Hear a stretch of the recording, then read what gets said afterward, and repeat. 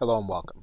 You are now looking at the application Microsoft Word 2016 as of the recording of this video.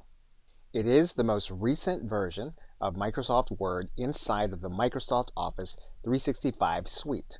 In fact, if you were to look at other applications in the suite, you realize that it's no accident that many of the same menus and features in those menus are the same.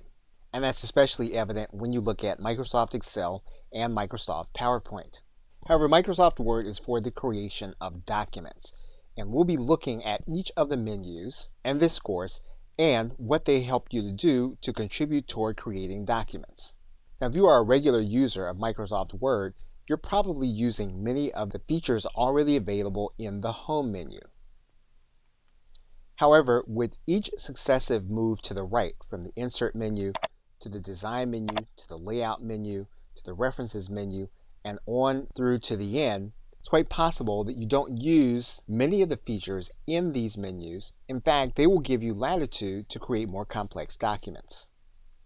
And so by the time you complete the course, not only will you be able to use the Home menu more effectively, but you'll be able to use other items in the other menus to help you to create your documents. Okay, so with that, thanks, and I will see you in the first video.